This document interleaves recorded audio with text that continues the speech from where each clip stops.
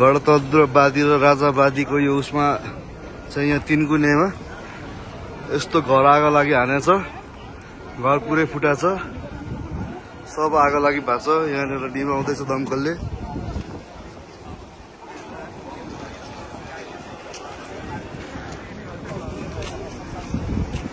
अहिले चाहिँ आगो चाहिँ नियन्त्रणमा आइसकेको छ जस्तो छ। जुन चाहिँ मानिसको भिडहरू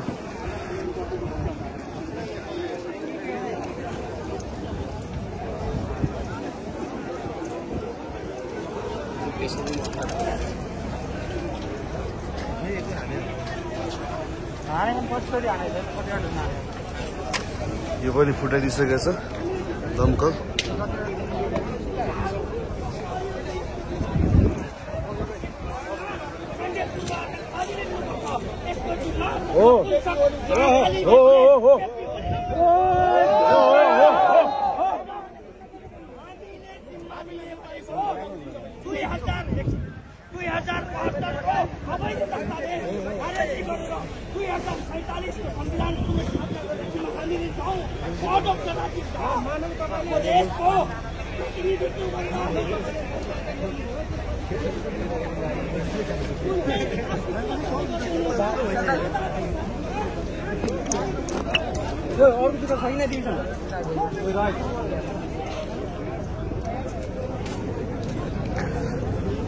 देख्न सक्नुहुन्छ यहाँ मानिसको भिड।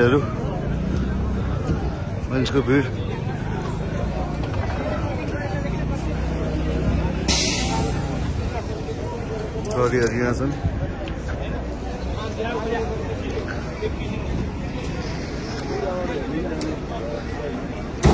घर चाहिँ पुरै ध्वस्त भइसकेको छ।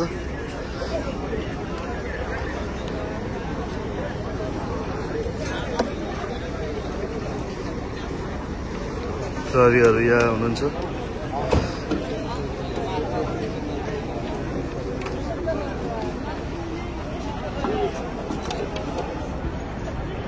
घरमा त्यो मान्छेहरू जानुभएको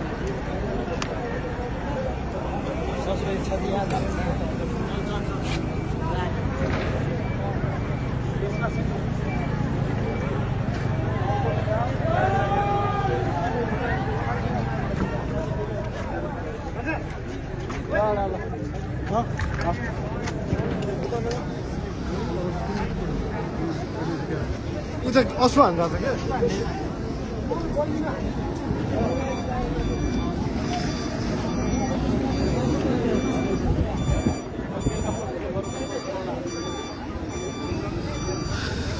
देख्न सक्नुहुन्छ यहाँ मानिसहरू सबैजना आफ्नै पारामा छन्।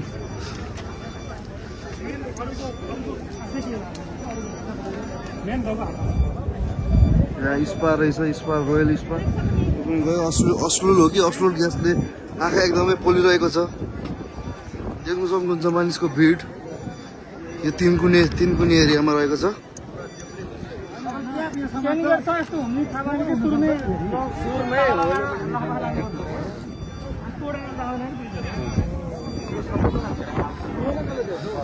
आन्दोलन भनेर चाह्यो भने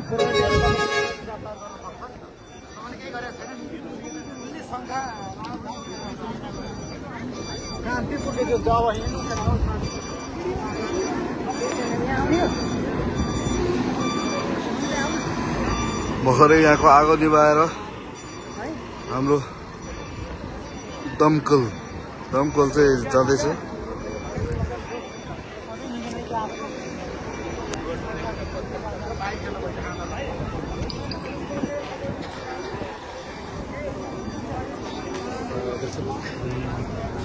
दमकलको अगाडिको यो पनि फुटाइदिइसकेको छ।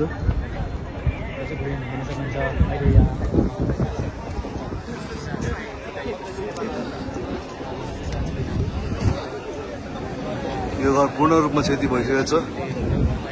दमकलले जाने क्रममा छ।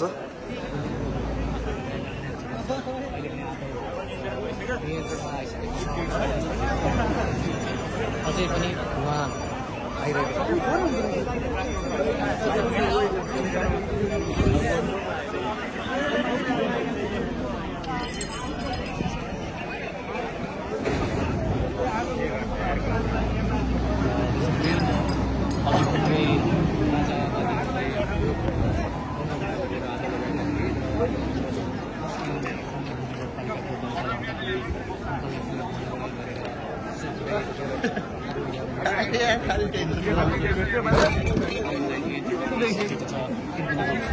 देख्न सक्नुहुन्छ यहाँ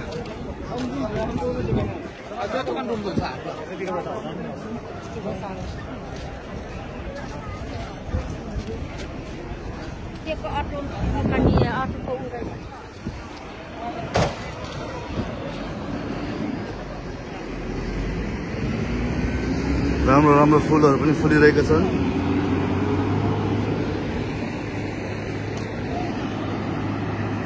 सडक देख्न सक्नुहुन्छ, सडक एकदम फोहोर बनाइसकेको छ। अब यहाँ बालेन हाम्रो बालेन दाइले अब भोलि कति फाइन तिराउनुहुन्छ थाहा छैन। फेरि अर्को दमकल आइसकेको छ, दमकल आइसकेको छ।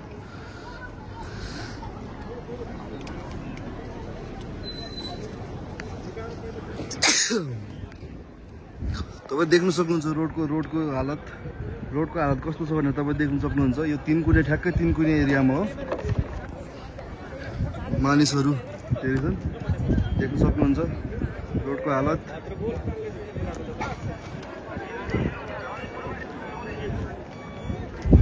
यहाँबाट अझै पनि धुवा आउँदैछ, देख्न सक्नुहुन्छ मानिसहरूको भिडहरू।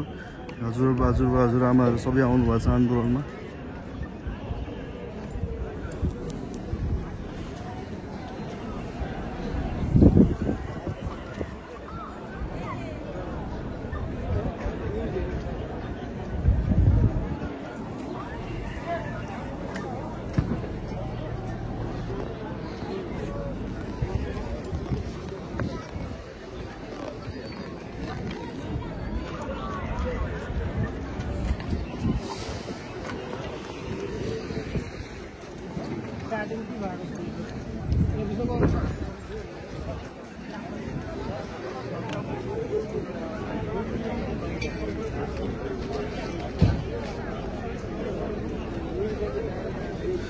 सबैजना 101 रिपोर्टरहरू छन्, त्यसमा म पनि पर्छु एकजना। देख्न सक्नुहुन्छ घर पुरै जलेर ध्वस्त भइसकेको छ, सिसाहरू सबै तोडफोड भएको छ।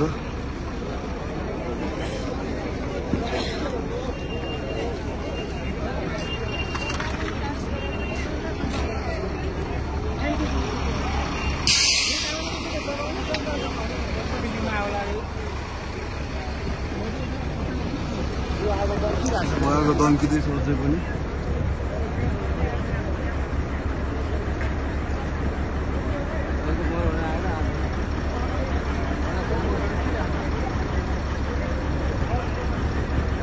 देख्न सक्नुहुन्छ दर्शक बिन आगो अझै दम्किँदैछ भित्र।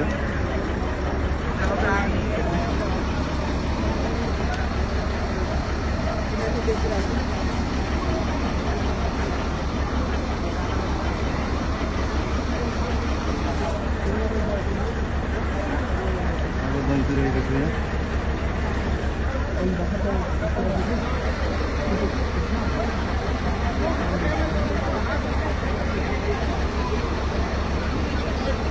देख्न सक्नुहुन्छ दर्शकबिन आगो दम्किरहेको छ।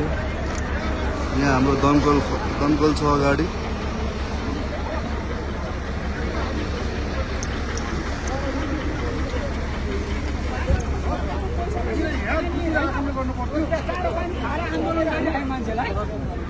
हामीले त के दुर्गा प्रसादले पैसा दिएको होइन, राजाले दिएको होइन, होइन खर्च भएको छैन, 1 रुपियाँ खर्च गरेको छैन। बरु गणतन्त्र बादीले पुरा बस रिजर्भ गरेर त्यो मधेसका गाउँका मान्छेहरू ल्याइकन राखेको छ। पर्सेन्टले त बरु पैसा बाँडेको छ अरे भने रेकर्डै सुनिसकेको छ, आइसकेको छ। राजाले त बाँडेको छैन, दुर्गा प्रसादले बाँडेको छैन।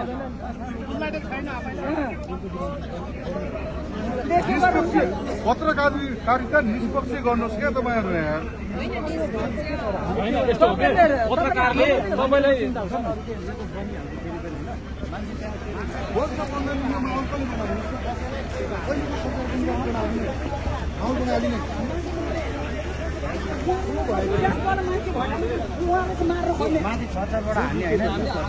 राजा ज्ञानीले के बोल्नु भएको थियो बोल्नु रेकर्ड गर्नुहोस्। अब यस्तो बेलामा त बाबुआमाले भनेर पनि केही पनि भनेन। यो नेताहरूले गाली गरे जस्तो उहाँले गर्नुभएको थियो, केही गर्नुभएको थिएन। हामी जुन कसले जोगाउँछ त होइन असन्तुष्ट त यति त कुरा गर्नु भएको छ उहाँले ऊ भइरहेछ यति गर्दैमा दुनियाँभरि गाली गर्दै हिँड्नु पर्छ नेताहरूले आवश्यक छैन नि अब बाँसतिर दुर्गम क्षेत्रमा छ नि मान्छेहरू बच्नलाई एकदम अब गाह्रो छ समस्या छ किन यहाँको जसले पनि सरकारले असुल ग्यास हान्नलाई पाहाडमा दुर्गम क्षेत्रमा के असुल ग्यास हान्ने जनतासँगै छ भरुवा बन्दुक खुकुरी पर्वा अब एकदम गाह्रो छ दुर्गम कता के पड्किँदैछ गाइज देख्नु सक्नुहुन्छ यहाँ पुरै बवाइद हुँदैछ यहाँ देख्नु सक्नुहुन्छ पुरै घर जलेर नष्ट भइसकेको छ यहाँनिर चाहिँ सटरभित्र के भइरहेछ भनेर राजनीति हुँदैछ गाइज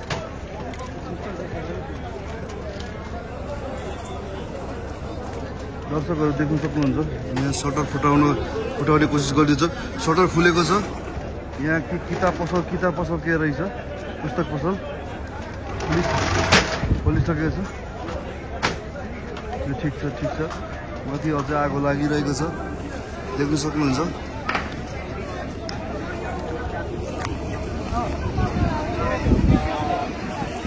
नागरिक बचाउ महाअभियानले यसको नेतृत्व गरेको थियो त्यसमा अरू दलहरू पनि छन् जो राष्ट्रवादी देशभक्त दलहरू छन्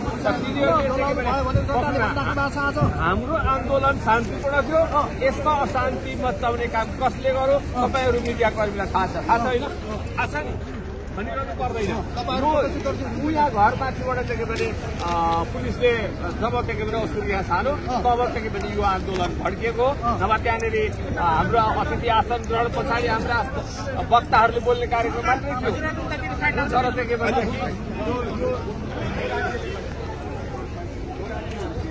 देख्न सक्नुहुन्छ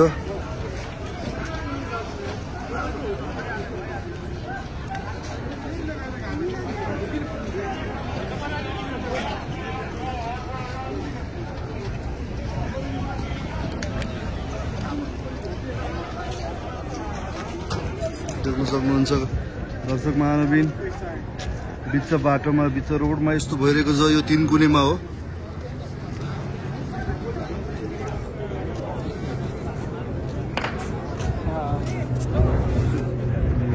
प्लेन पनि उड्दैछ उता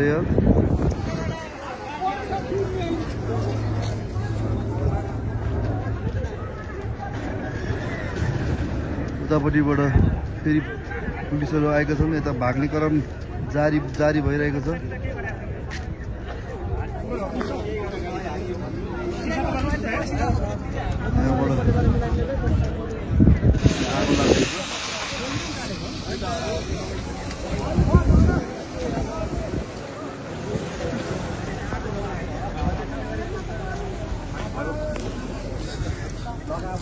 गाह्रो परेको छ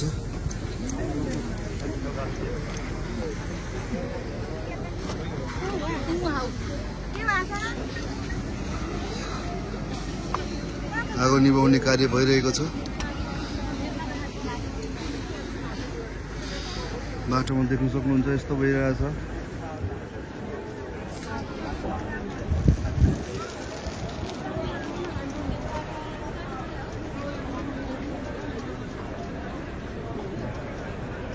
यतापट्टिको रेस्टुरेन्ट पनि पुरै तोडफोड भइसकेको छ पुरै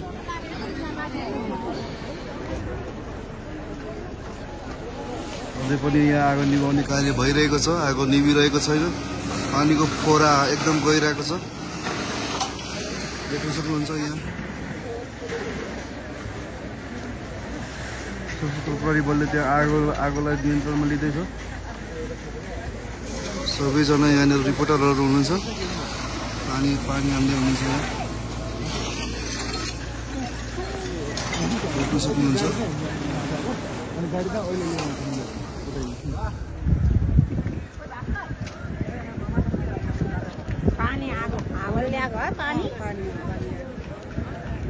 प्रहरीहरू पुरै लाठी बोकेर आउनु भएको छ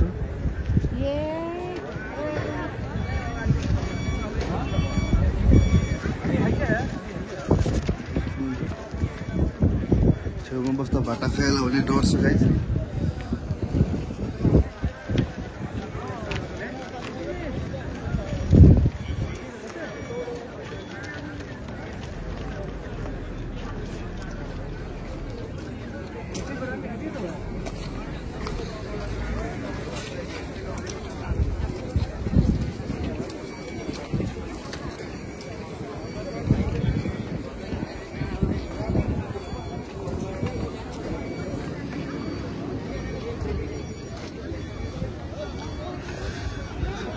नियन्त्रणमा आए जस्तो छ तर पनि धुवा अझै आइरहेको छ देख्न सक्नुहुन्छ धुवा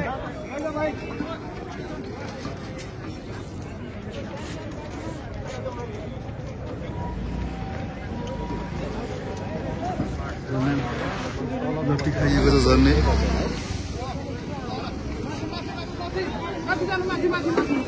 यहाँ हामीलाई खेती चाहिएको छ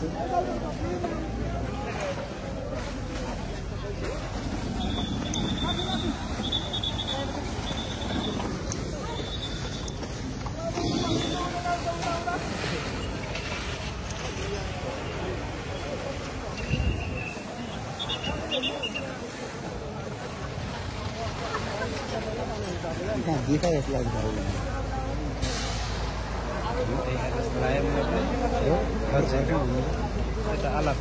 आलाकोट हो